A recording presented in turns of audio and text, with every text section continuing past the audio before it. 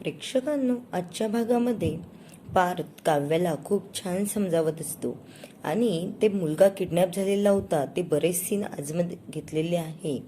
त्यामुळे पार्थ म्हणत असतो काव्याला, बरं झालं काव्या, तुम्ही नंदिनी सोबत काही ॲपल वगैरे दिले, तेवढं ते खातील तरी, आणि तुम्ही आता नाश्ता आणि ते स्किप करू नका, कारण तब्येतीसाठी ते चांगलं नसेल. काव्याला खूप छान वाटतं, तो प्रेमाने समजवतोय आणि यांचं एवढं प्रेम बघून इकडे रम्याला खूप जळफळाट होतो आणि ती खाली येताच खूप रागाने बघत असते. नंतर इकडे जीवा आणि नंदिनीचा सीन घेतलेला आहे. ते वेदांची आई खूप रडत असते तेव्हा जीवा आणि नंदिनी तिथे येतात आणि म्हणतात काय झालं. ती बाजूला एक ताई उभी असते तेव्हा त्या ताई म्हणतात, अहो तुम्ही या आनंद निवासमध्ये काम करतात आणि यांचा मुलगा किडनॅप झाला आहे. तेव्हा नंदिनी त्या म्हणतात ते कसं.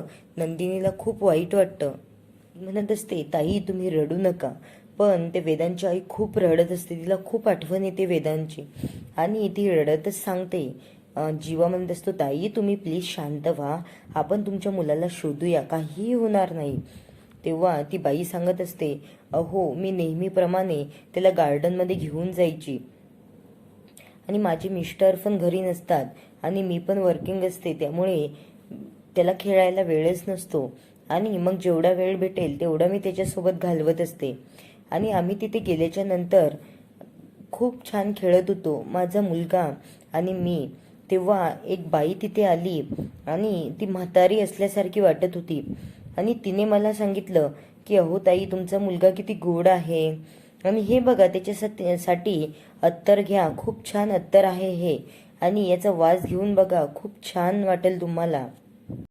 आणि मी नको नको म्हणत होते तरी त्या बाईने बळजबरीने मला तो वास घ्यायला भाग पाडलं आणि त्याचा वास घेतल्यावर मी लगेच बेशुद्ध झाले.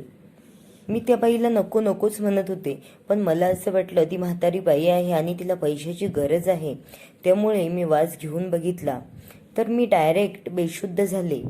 आणि त्या बाईने नंतर माझ्या मुलाला कुठे नेलं हे मला काहीच कळलं नाही.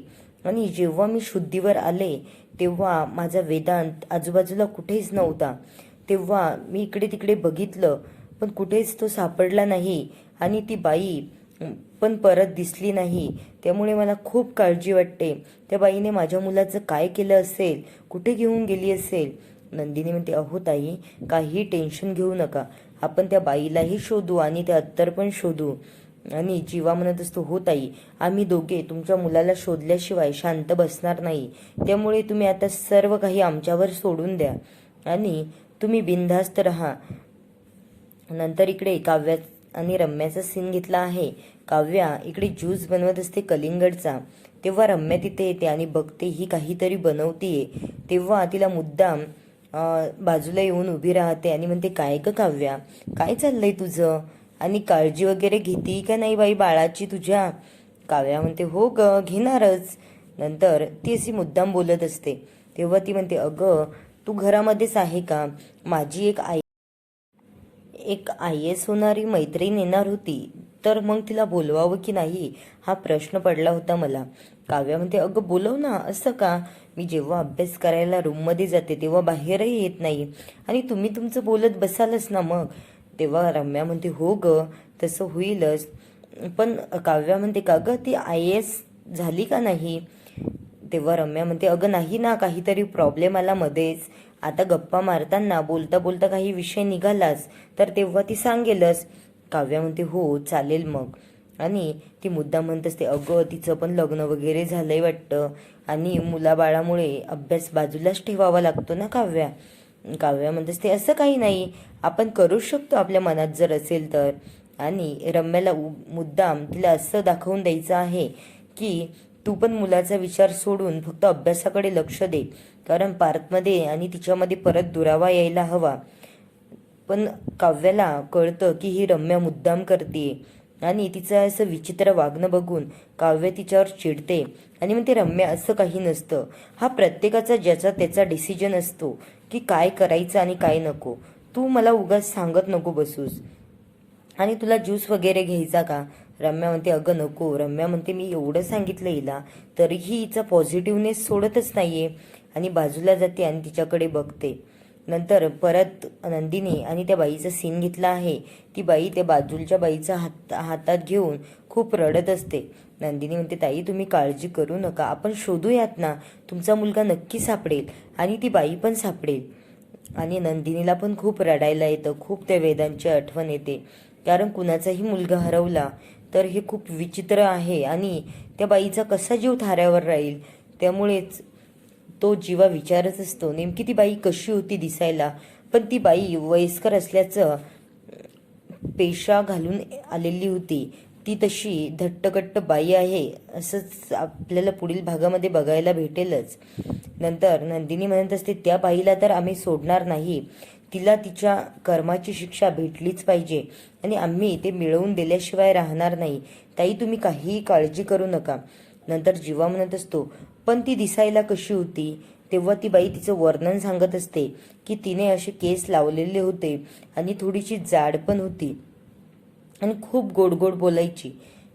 आता ती बाई तशा वेशामध्ये सापडती की नाही हे सगळ्यांनाच प्रश्न पडलेला आहे. पण नक्कीच ते वेदांत सापडावा अशी आपण अपेक्षा करूया आणि लवकरच त्या आई आणि मुलाची भेट व्हावी.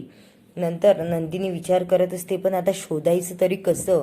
कारण ही बाई जर वेगळ्या वेशात असली तर ती आपल्याला लवकर सापडू शकणार नाही आणि त्या मुलाची काही आयडेंटिटी कार्ड वगैरे सगळीकडे पोचवले तरी त्या बाईने कुणाला दिसू दिलं नसेल तर काय होईल.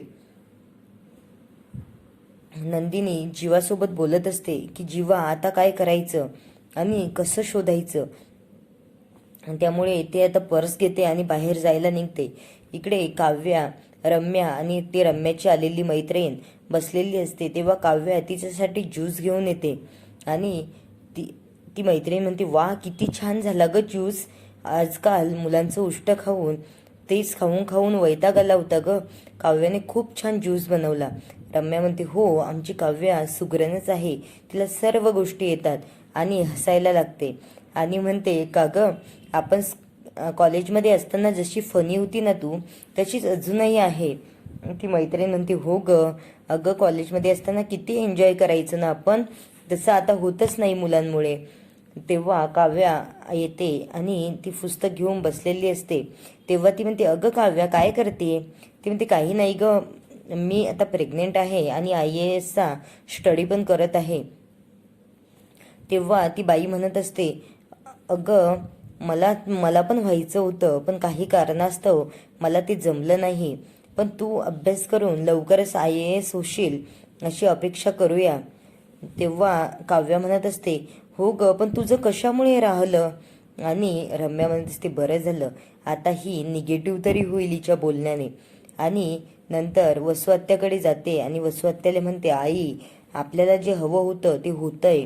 आता काव्या थोडीशी डिमोटिवेट झाली आहे, लवकरच ती बाळाचा विचार सोडून देईल. इकडे वसुआत्या एवढ्या खुश होतात आणि म्हणतात, काय सांगते बाळा, हे सगळं तू घडवून आणलंस, खूप छान केलं, असंच व्हायला हवं. त्या पार्थने तुला दिलेला त्रास आणि काव्या पण पदोपदी तुला त्रास देत होती, या दोघांना अशी शिक्षा व्हायला हवी. त्यामुळे तू खूप छान केलं आहे. रम्या म्हणते, आई अजून तर आपल्याला हवंय ते घडलं नाही, पण लवकरच घडेल अशी आशा करूया. नंतर जीवा आणि नंदिनी त्या बाईकडे चौकशी करण्यासाठी जातात की तो मुलगा किडनॅप झाला आहे. ती बाई खूप चिडते आणि म्हणते, काय हो तुम्ही कशाला आलात शोधायला, तुमचा मुलगा आहे का तो. तेव्हा जीवा आणि नंदिनी तिच्यावर खूप चिडतात.